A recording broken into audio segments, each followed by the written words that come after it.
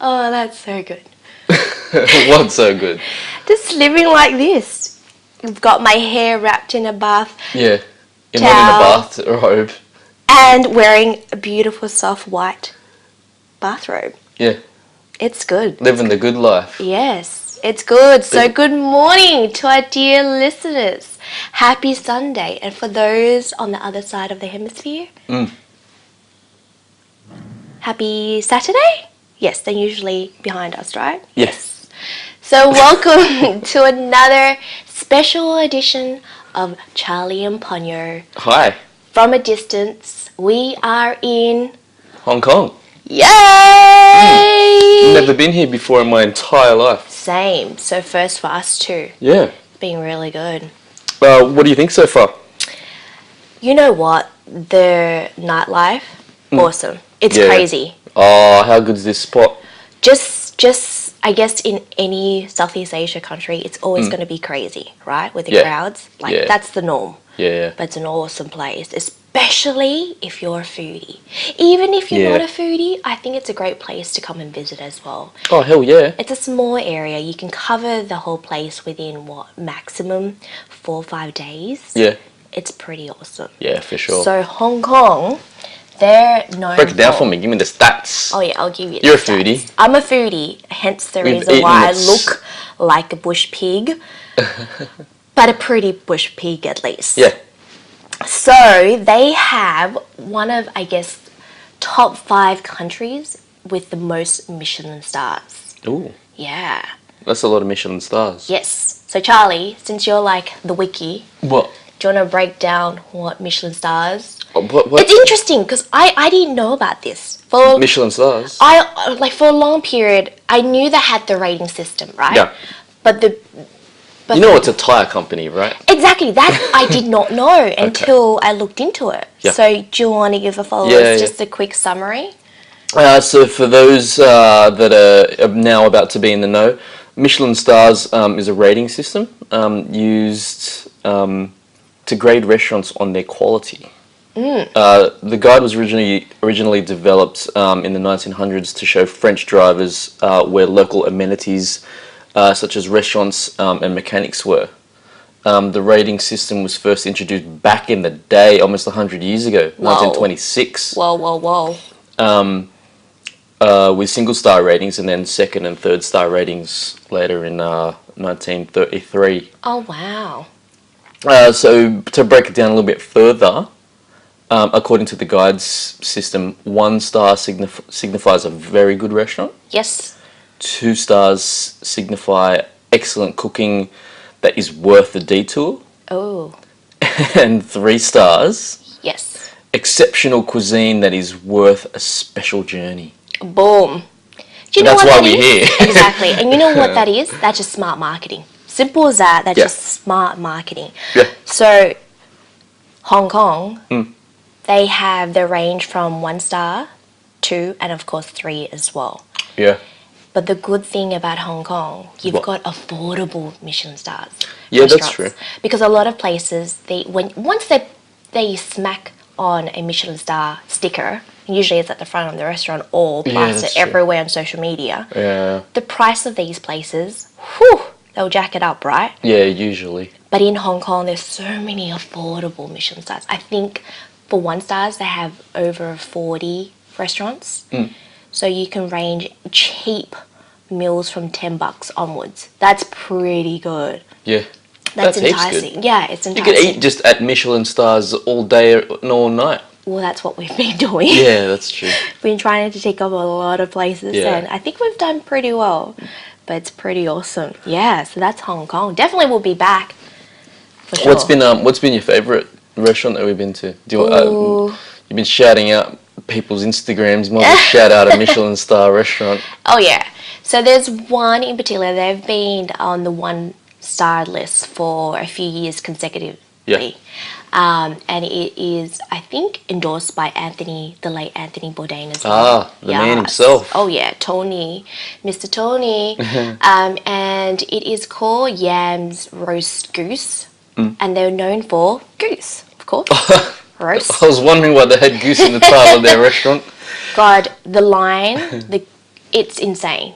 Yeah. We got there around 8 o'clock and they close around 9:30 each night. By 8 p.m. they're already shut off the queue. Yeah.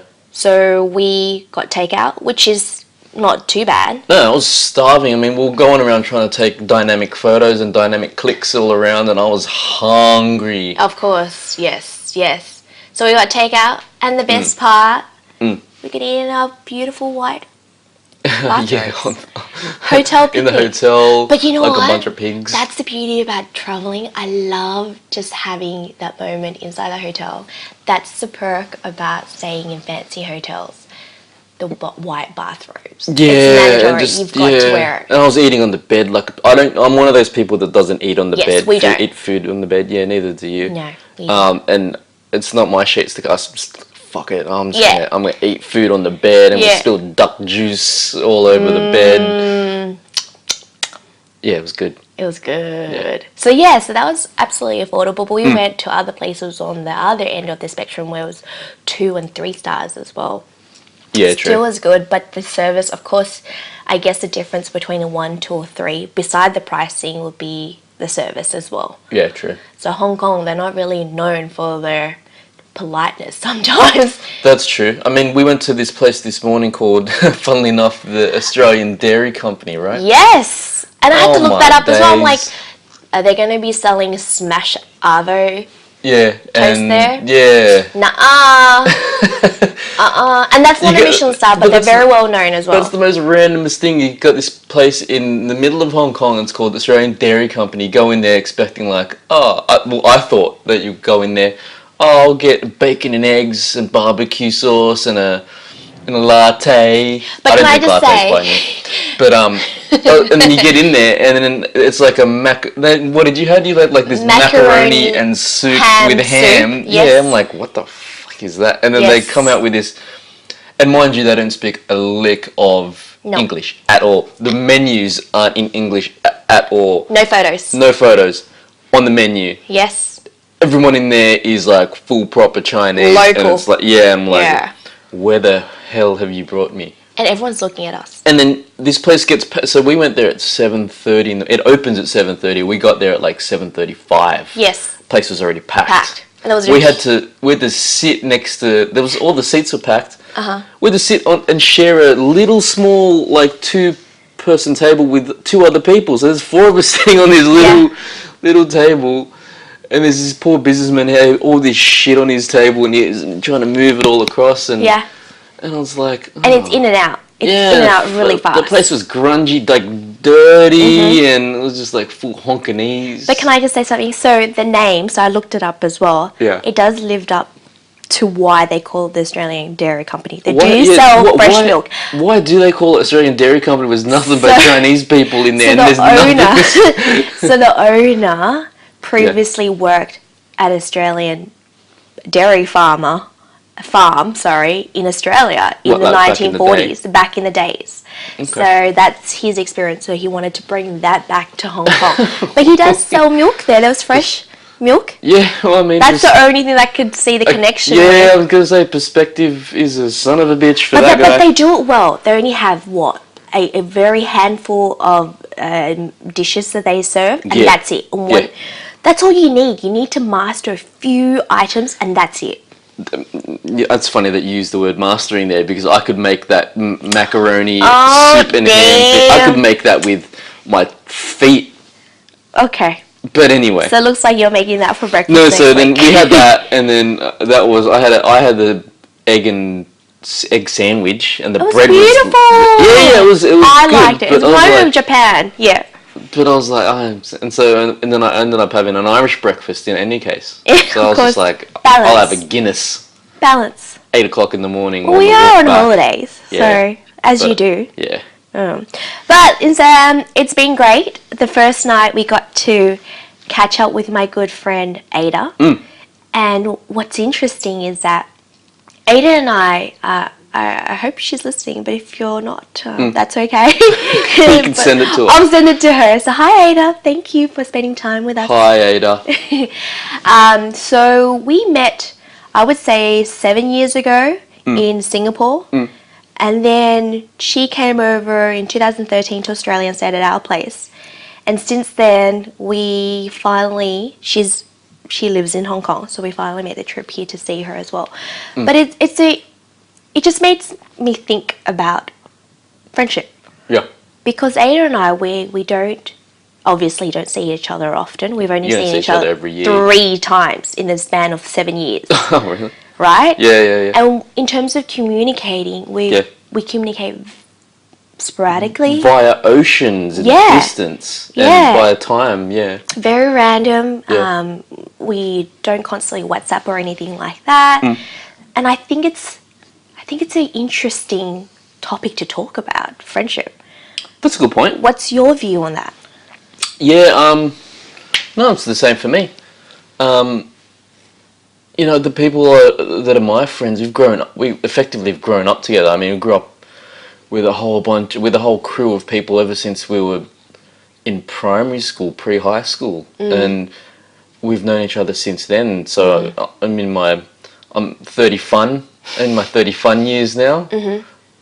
That's a lot. That's a lot of time. That's like 25 years. Yeah. How's my maths? Yeah.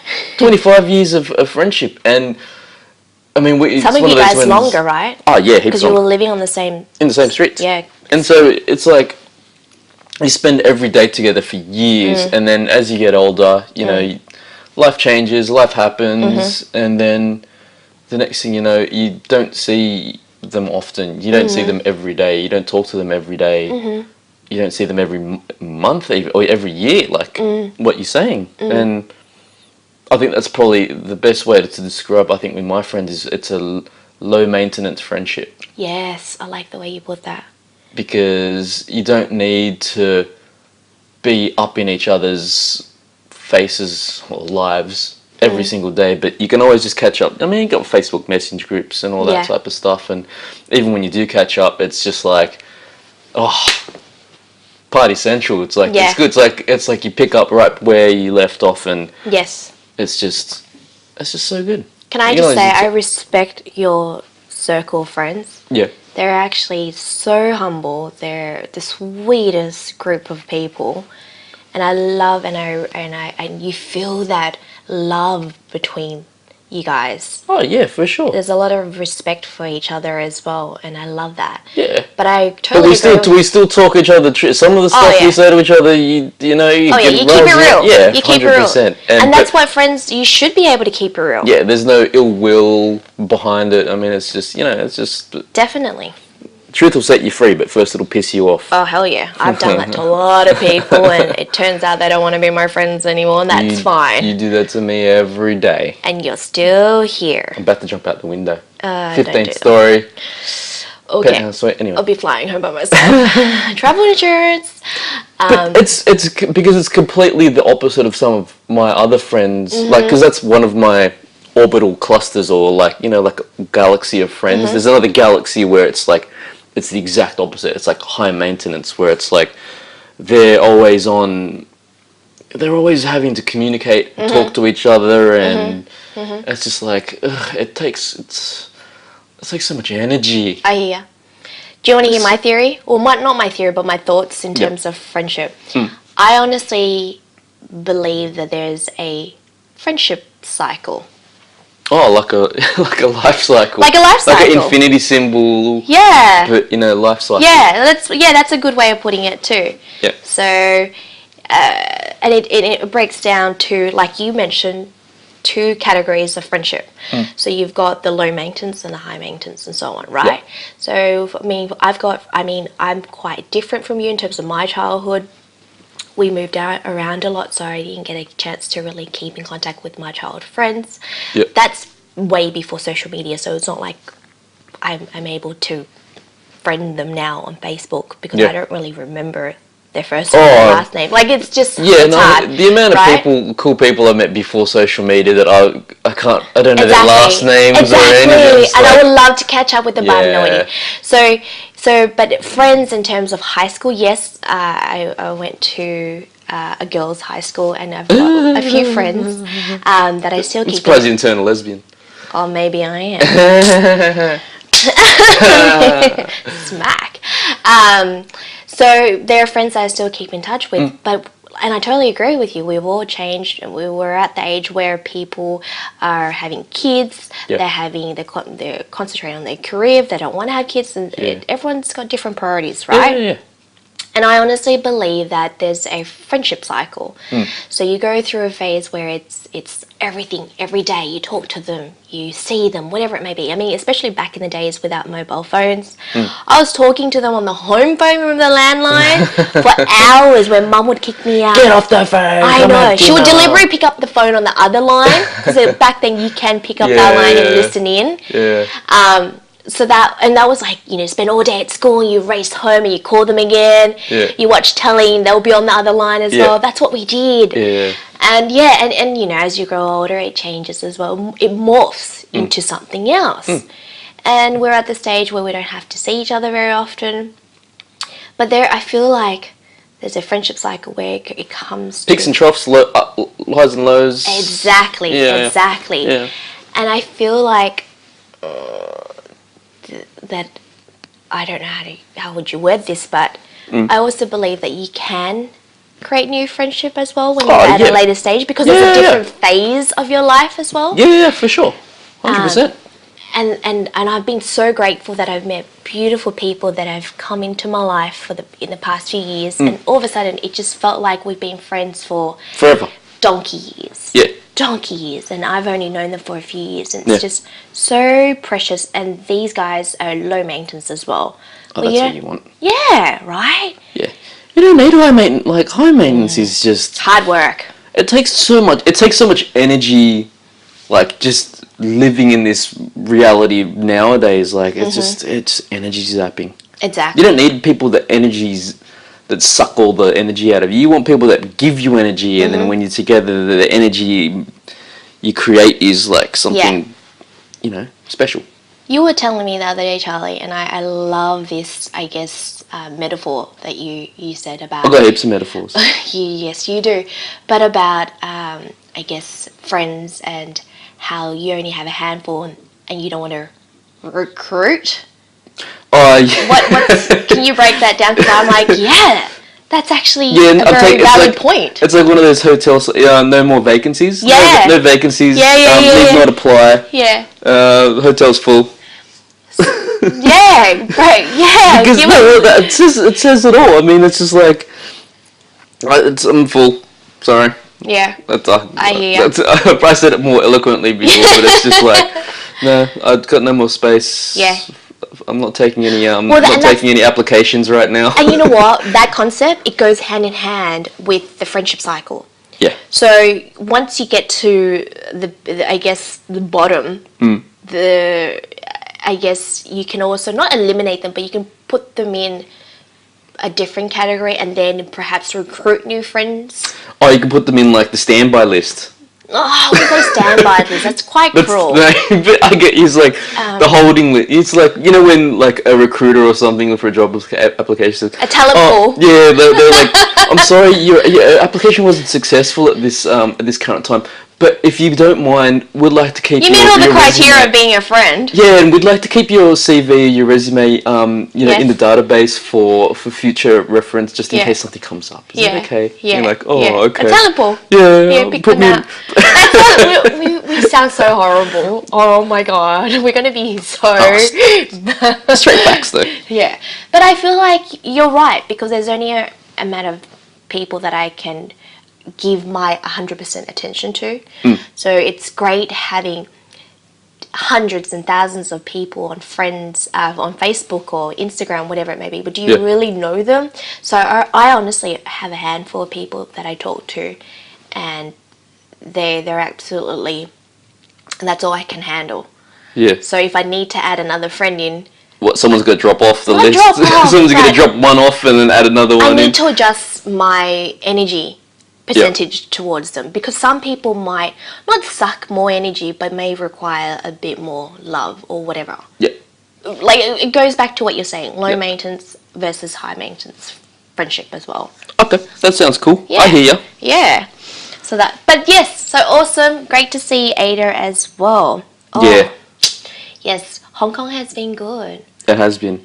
So we were tossing when we were being in. Did you go like handbag shopping with her or something when you guys used to work together or something? Didn't you? I remember you telling me a story years ago. Yes. So no, Ada and I, we were on a work trip in Singapore, and that was pretty good. But yes, that brings up another story that I can recall now. On my first ever overseas trip by myself. Yeah. For work, of course. Yeah. I went to Shanghai. Yeah. And that was pretty awesome. And this is crazy God. Awesome, like Macau, where we just came back from. Oh God, that's another story. Like we could probably talk about that. We'll talk about that next week. But yeah. Macau, what the hell is going on with that? Anyway. Yeah, we'll save that for next week. So stay tuned, listeners, for next week episode of Macau. So yes, I was in Shanghai, and this is the early start of my career. And you know, you want to save money and travel. You want those beautiful handbags. I was into luxury handbags back then, but I couldn't afford the price tag. Yeah. So Shanghai, and they're known for their counterfeit handbags. They call it replicas these days. Oh, sorry. The replica. Look at you. Yeah, replica. And so I'm like, well, I'm in Shanghai. I don't know if I'll be ever traveling again because it costs a lot of money to travel. I'm like, I want a handbag. Yeah. I want a souvenir from here. Yeah. So I met a random girl, as you do. We're like, we're both traveling solo. Let's hook up. So we had a free day. Ooh, in between meetings. No. A bit of scissor sisters. No. Scissor action. Nothing like that. Okay, no, just checking. More like dumplings? No. No. So we spent the day, we decided to go shopping, hit the markets, because that's where you would find these replica handbags. Yeah. So we went around, and they didn't have it anywhere. I think it's illegal, or they're not allowed to display them on, because they'd probably get killed or thrown into the gulags or something. Most likely. So you're walking around and trying to find, and you ask them, and they don't really know what you're talking about, because either they're lying or they really don't know what you're asking. Yeah. So we're walking, and then with this guy from the side, he popped out of nowhere. Yeah. Mind you, this is a long time ago, but I can honestly remember every single detail. But he popped out of nowhere, and he's like, He's broken English. He's like, handbags? I'm like, yes! Yeah. So my girlfriend, now friend, looked at me like, yeah. So he's like, this way. So he's pulling, not pulling us, but pointing us in this direction. So we're like, okay, we'll follow him. Yeah. We're thinking we're just following him just down a little bit to a shop front, right? Yeah. Mind you, we're on the main street. Yeah. No. So we're walking behind him, two girls following a guy. In a country that does not speak English. Yeah. So we're following him, we're walking through, we returned, and it was through a dark alleyway. Ooh. I'm not even joking, next minute there was a massive metal gate, and they had a guy on the other side sitting there. It felt like he was... You're in the back streets of frickin' Shanghai. No idea. And their back streets ain't pretty. No, this is... They're gritty, dark. This is sort of like the slums. Yeah. So there was the guy behind the metal gate sort of guarding the gate. Yeah. I mean, this is longer. I didn't think of anything. Yeah. So they unlocked... Little innocent little Ponyo. Exactly. They unlocked the metal gate. Yeah. We proceeded to walk through and follow the guy. Yeah. And there was a few residents. It just felt like, I guess, a block of residents living there. I'm like, oh my God, we're going to somebody's house. So everyone's just staring at us because we stand out. Obviously, they're like tourists. Yes.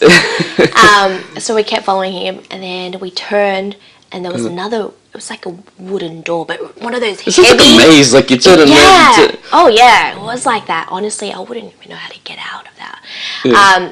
It was like a very heavy wooden door. Yeah. Not those flimsy one where you buy from Bunnings at the cheap. Like the horror movie type doors where they lock chicks in and they cut them into little pieces and cook them in slow cooks. Yes, I didn't think of that, but yes, until later on when I'm reflecting back on the experience. This is the stupidest thing so it was a door, and then we waited there for a few seconds, but those seconds, I can honestly close my eyes. I can remember that so vividly. It's so clear in my head. It was like a dark wooden door. What was this other chick doing? She was just I don't know. Well, I don't. That's the thing. I think I remember the experience, but wasn't paying attention to her because I was trying to stay composed. Exactly. And then the guy proceeded to knock the door. Yeah. Now, when I'm thinking about it, I'm not too sure if it's a special kind of code knock. Oh, so he did like a something like that. I don't know, but it felt like that. Yeah. Waited a few seconds. You hear their doors unlocking. Yeah. He pushes it. Okay, so mind you, right? Like I said, it's like a slum. It's dark in the alleyway. It smells. Yeah. It's no fancy path or anything like that. You've got stray cats and dogs roaming around. He pushes the door open. Yeah. Strong lights coming out of it. Yeah. I'm like, I'm either dead and going to heaven. What the fuck? Where am I? Pushes open, strong lights, so you can't read. It blinds you. Yeah, because it's been dark the entire time, and you walk through all these dark, dingy alleys. Exactly. Opens the door, boom. Boom, the lights. It hits you straight away, pushes in, and it takes a few seconds for your eyes to adjust, right? Thank God for my carrot juice. So pushes in, and I swear to God, it just transformed from going from the slum to like a Macy's or Myers or David Jones. We're talking a tiny room. Yeah. No, not like a bedroom size room. Yeah. With downlights, shelvings for the bags. They had a little corner where the counter was. I honestly thought I was in a very luxurious store. Handbag store. Yeah. I would say even like Chanel. Yeah. The only difference is that the people that were serving, there was one guy sitting at the counter serving. He wasn't wearing his finest outfit or anything like that. You look like a scummy gangster. Oh, yeah. Chinese gangster. Oh, yeah. Right? And there's more. You walked in, like, what do you want? That's like the first question. No, not hi. No customer service, right? What do you want? I'm like, I was so lost because I was so confused and I didn't know where I was, and I was so, I guess, so surprised with all the downlighting and the interior. I didn't have a chance to answer. He pulled out brochures. Like, you know those plastic sleeves that we would have to keep my notes in high school? Yeah, he's like, Like a bundle, like few folders. Here you go. Pick your selection. What collection do you want? Do you want the last year collection, this year, next year? Oh, this is insane. So what they have on their display how many dudes were in the shop? Just one guy and the other guy that escorted us there. Oh, okay. So they have folders. I'm like, oh my God. And then next thing, it kicked in. My instinct kicked in going, okay, you need to get the fuck out of here alive. But you have to buy a handbag because they'll kill you if you don't buy a handbag. Yeah, you wasted all of my time to just come here and say no thanks. Exactly. So you picked my friend, my girl was like, I somehow we looked at each other and we were able to communicate. ESP somehow going, we both need to buy a handbag right now and get the fuck out of there. So I don't know how, but you know when girls, they just look at each other like, yep, let's do it. So we're like flipping through, pretend we're really interested, and we're ignoring all the shelves. We're like, no, we want the best replica. We want the AAA plus or quadruple A's. I don't even know they exist, but anyways. So I ended up with a LV bag. Yeah. And my girlfriend, I don't remember, but she ended up with a bag as well. Yeah.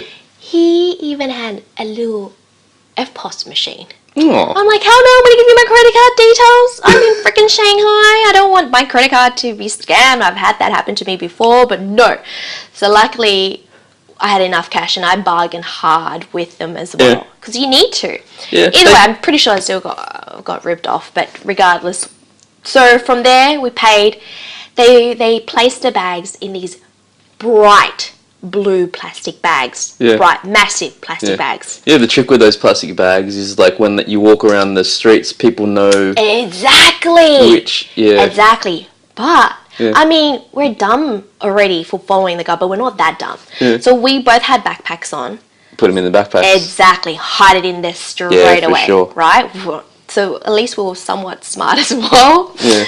So we put it in our backpack. The guy let us back out. We bolted out. Like, were they nice to you? Or were they just after they did the sale, they would just... No, because you know the thing is... I wouldn't say they're nice. They were just... They would have been... if from the other point of view is they were probably sketchy and thinking you guys were like infiltrators for like the Chinese government. You know what I mean? Like they were probably sketched out that you were gonna bust them. That's true. I never thought of it like that until now, telling you the story. Yeah. It's so crazy that I always put myself in these situations. Like, it's not the first time I've done something like that overseas and as it's well. not going to be the last. And listeners, there's more stories, so if you like these kind of stories, let us know. Thumbs up. Let us know if you want to listen to how many times that I've nearly got myself kidnapped and could have become a sex slave somewhere, or I don't know, human trafficking, because it does happen. And that's like in Macau. Just to say, these poor Russian chicks get on stage. That's true. That's true. And I'm pretty sure they were sex slaves / for sure. slave prostitutes. But yes, so I'm here. I'm alive. I've never told my mother that story, and I really hope she doesn't listen to this episode. And she's always been the type of person, you don't buy fake bags. She's always been that person. Look, just get your husband to buy them when you get one, because this is like 10 years ago. That's true. This is true. That's true though. So fake bags, they're banned. Fake bags. That story, they still haunt me till now. But yes, listeners, have you done anything that's stupid traveling overseas? Let us know. I would love to hear your stories. I mean, that's the beauty about traveling, and if you haven't traveled, make it a mission. Make it happen. Make it happen. Life is too short. Yeah. Go anywhere. Go to Canberra. Canberra's great, by the way. Get a piece of paper. Yes. Write down 100 things that you haven't done. Oh, I love this. But just do it in bite-sized chunks. Yeah. Do 5 cities that you haven't visited. 5 foods that you haven't eaten. Chicken feet. Frogs. We had frog legs. Yeah. Yeah. Did you take that off? We had frog legs 2 days ago. But I haven't eaten that before, but it was really nice. Yeah. Yeah. But yeah, I hear. Break it down. Yeah, break it down Get out there. to 5s. And then next thing you know, you've got a list, and then... Experience life. I know. I hope that you are a cat like me, which has 9 lives, usually. Yeah. So that's me. Yeah. But just be safe doing it. Yes. I sound old. Oh, God. I wish I was like that when I was young. Yeah. But I still do stupid things. Oh. Okay. You married me. Anyways. That's, yeah. I don't know. I got nothing else. Oh, my God. But that's been good. For Hong Kong, thank you so much. To anybody that haven't yet visited Hong Kong, come. See the place. Yeah. Don't come when it's super hot, because it's very humid here as well. Yeah. But thank you to all the listeners. Yeah. I'm going to go call your mum now. I'm going to eat my last Portuguese tart. Okay. Bye. Peace out. Have a good week.